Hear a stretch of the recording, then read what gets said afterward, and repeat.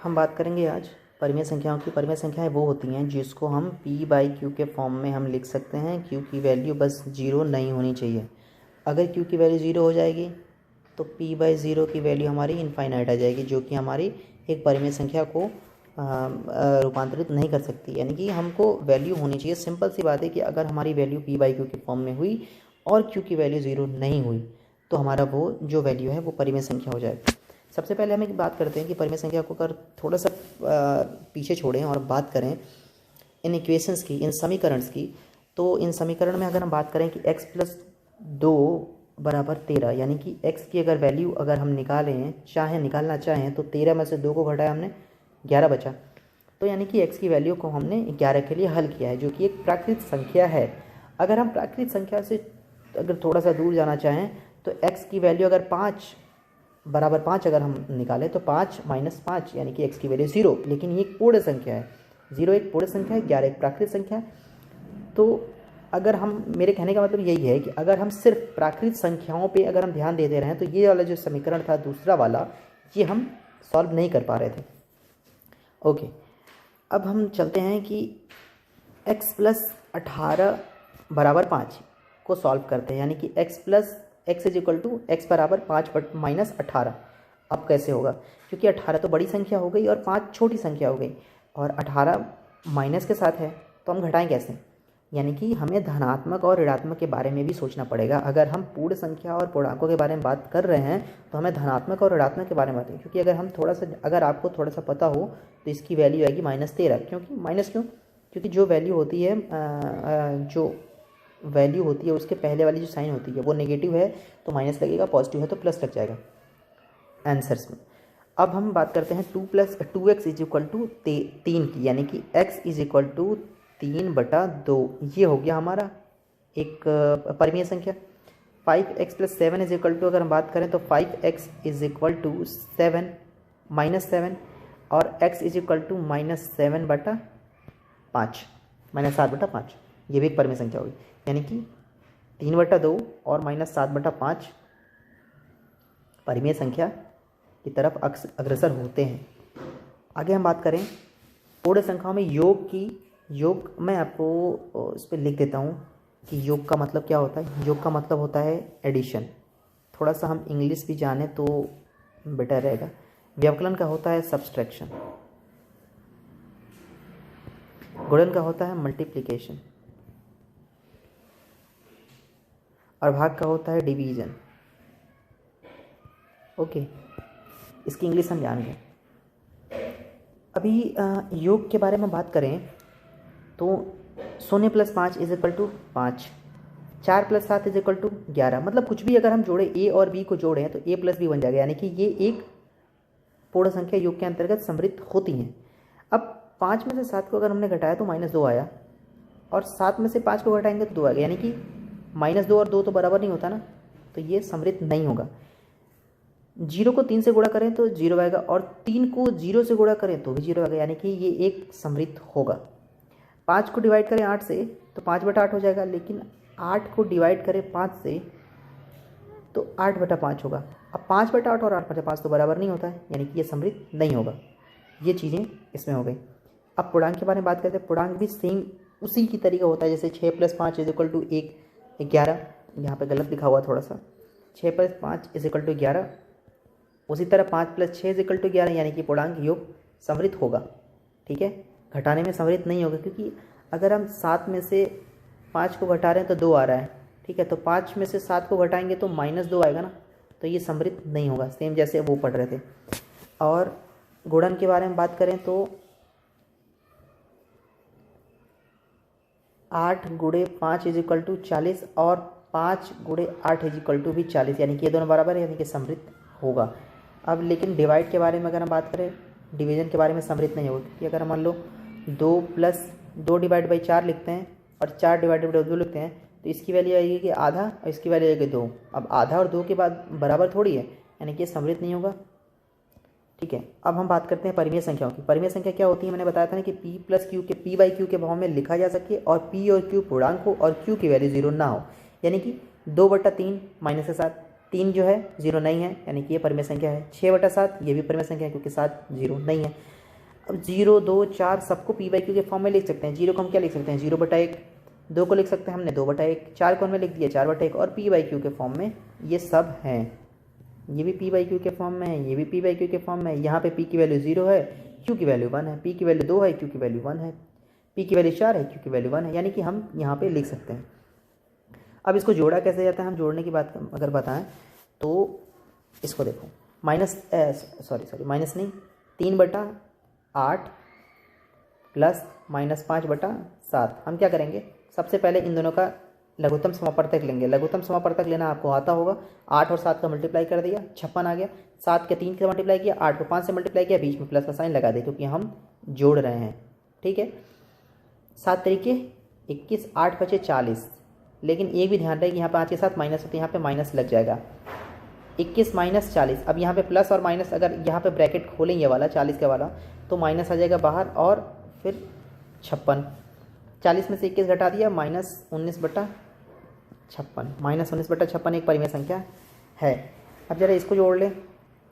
5/40, 5 × 3 = 15, -7 15 और 8 × 4 = 32, -7 32। अब -15 - 32/40 क्या ये परिमेय संख्या है? माइनस अभी इसको जोड़ लिया हमने 47/40 एक परिमेय संख्या है। इसको जरा देख लेते हैं। 11 77, 11 चौको 44, 6 सते 42, 4 4 8 86/77, यानी कि ये भी एक परिमेय संख्या है। यानी कि ये सारी एक परिमेय संख्या है। ठीक है, अभी इसी तरह हम घटाना भी चाहते हैं, घटा भी लें।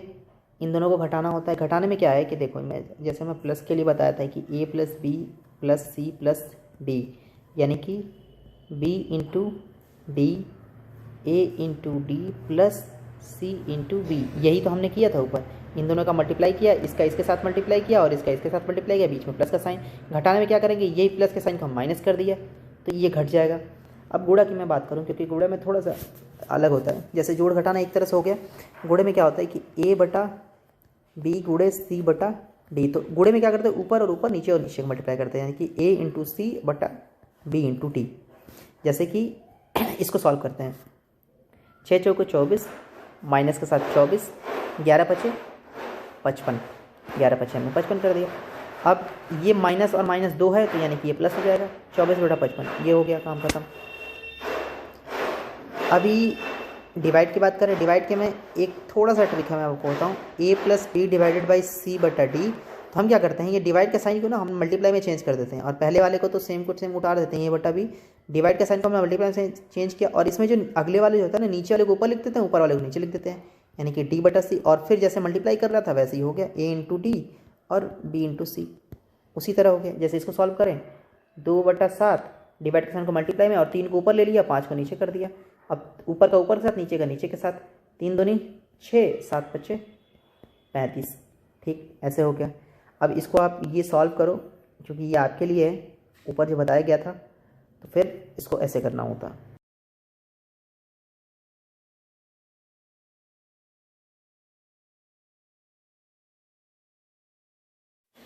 यहाँ पे मैं आपको दिखाऊं, -2/3, 3/5 + 5/6। ऐसे सवालों को कैसे सॉल्व करेंगे मैं आपको दिखाता हूँ उसमें, इस तरीके के। अब कोई भी वैल्यू कुछ भी प्लस माइनस कुछ भी हो सकती है, उसमें घबराने की कोई बात नहीं है। तो मैं एक सवाल लेता हूँ, -2/3 प्लस ब्रैकेट लगा -5/7 + 6/9। ओके, अब मैं इसको सॉल्व करता हूँ। पहले ब्रैकेट के अंदर वाला सॉल्व कर लेते हैं। 2/3 बाहर ऐसे लिखा रहेगा। ब्रैकेट के अंदर हमने क्या किया था कि इसको दोनों को मल्टीप्लाई करेंगे, लघुत्तम समापवर्तक लेंगे। तो इसका लिया 9 सते 63, इसका इसके साथ मल्टीप्लाई करेंगे, माइनस का साइन लगा हुआ है, 9 × 5 = 45, बीच में प्लस का साइन लगेगा, 7 × 6 = 42। ओके, -2/3 प्लस, अभी ब्रैकेट लगाएं, -45 बड़ा है, +42 छोटा है, यानी कि माइनस का साइन पहले लग जाएगा। जो चीज़ की जिस वैल्यू की पहले वाली साइन बड़ी होती है उसी की वैल्यू की साइन हम लिख लेते हैं। अब -45 बड़ा है और 42 छोटा है, यानी कि 45 बड़ा है, उसके पहले वाली साइन क्या है माइनस, तो हमने माइनस लिख लिया। अब जो चीज़ें जैसे हैं उसको घटा दिया हमने, ठीक है। तो अभी 45 में से 42 घटा दिया, कितना बचा 3, बाहर बचा है 63। ओके, -2/3 प्लस, अब प्लस और माइनस यहाँ पे, ठीक है। चलो मैं बता रहा हूँ, ऐसे कर देते हैं बाई 63। अब 63 और अभी ये देखते हैं, अभी 63 और इसका गुणा करेंगे तो मैं आपको दिखाऊं कि बहुत ज़्यादा बड़ा हो जाएगा 189। फिर इसमें आपको 189 में ऐसे डिवाइड करना पड़ेगा। उससे अच्छा है कि आप ये चेक करो कि जो बड़ी वाली जो वैल्यू है 63, वो क्या छोटी वाले से डिवाइड हो जा रही है। 3 दूनी 6 और 3 21, यानी कि डिवाइड हो जा रही है।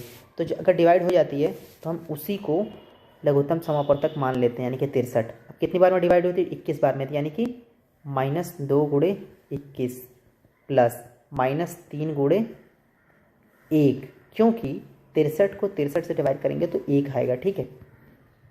तो ये हो गया -42 प्लस -3 ब्रैकेट में।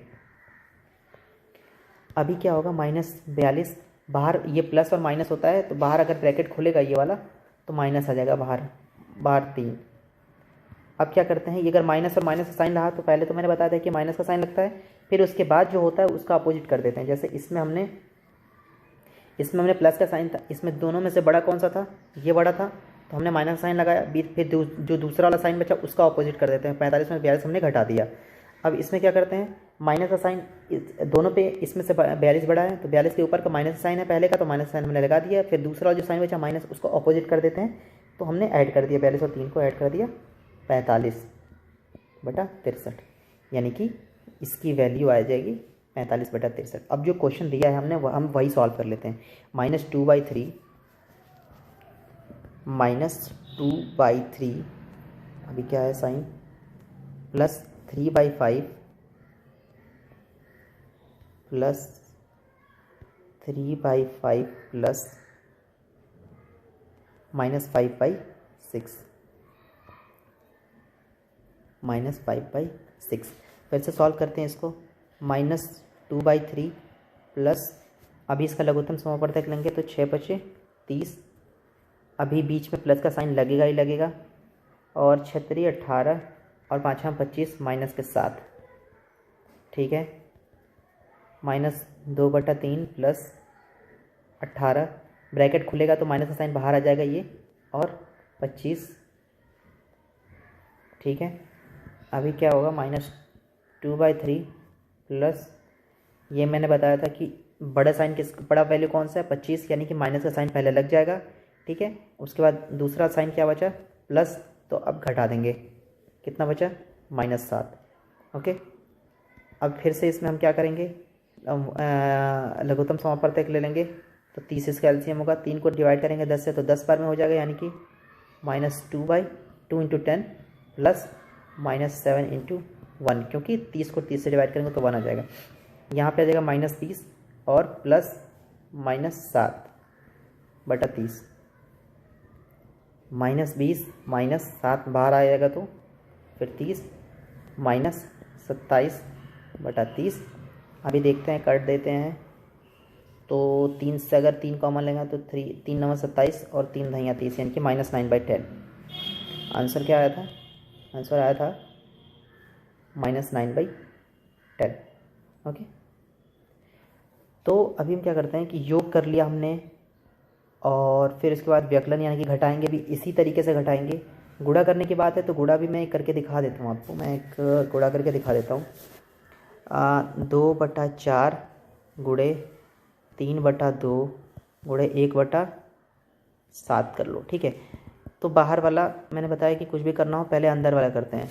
तो 3 ऊपर 3 के गुणा तो ऊपर से होगा 3 × 1 3 और 7 दूनी 14, ब्रैकेट तो हटा ही दो, 3 दूनी 6 14 चौका 56 आ गया।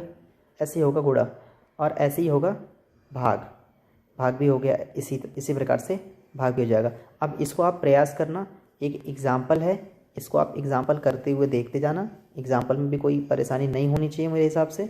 उदाहरण नंबर 2 है, फिर शून्य के बारे में कैसे है कि शून्य को पहले जोड़ दें, यहाँ पर इसमें पहले जोड़ दिया है, इसमें बाद में जोड़ा है, तो उस तरीके से भी इसमें बताया हुआ है।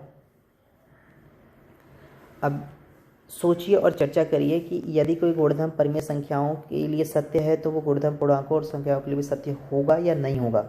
ठीक है, ये सब आपके लिए एक संख्या का ऋणात्मक क्या होगा, ये सब आपके लिए अब एक एग्जाम्पल के तौर पर दिया हुआ है।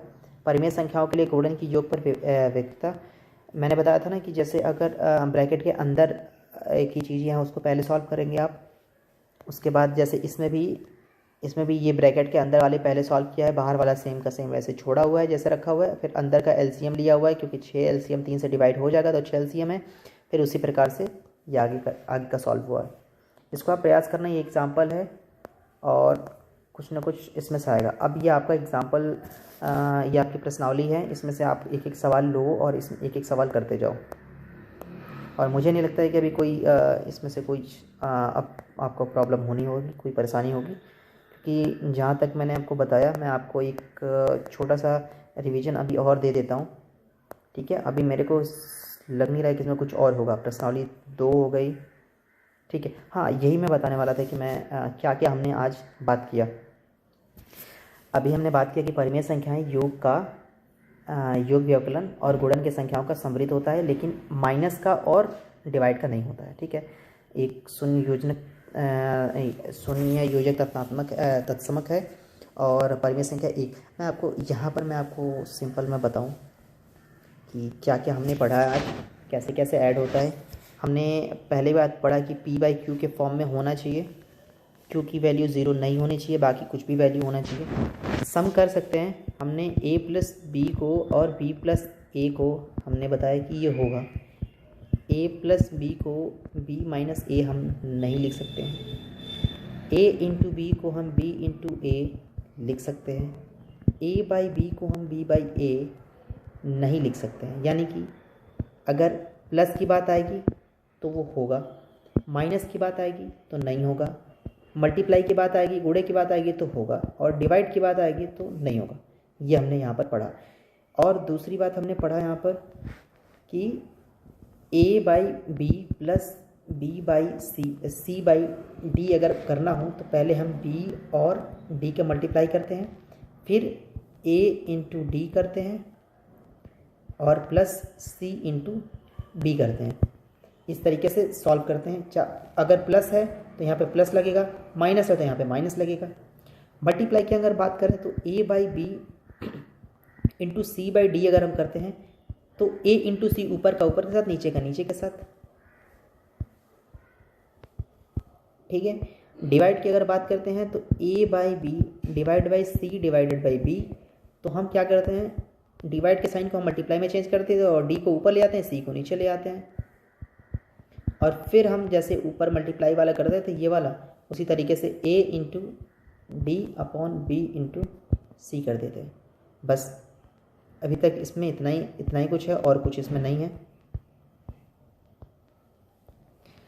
तो अब इसको आप बैठिए और अपने हिसाब से सॉल्व करिए, कोई भी प्रॉब्लम नहीं होगी। धन्यवाद।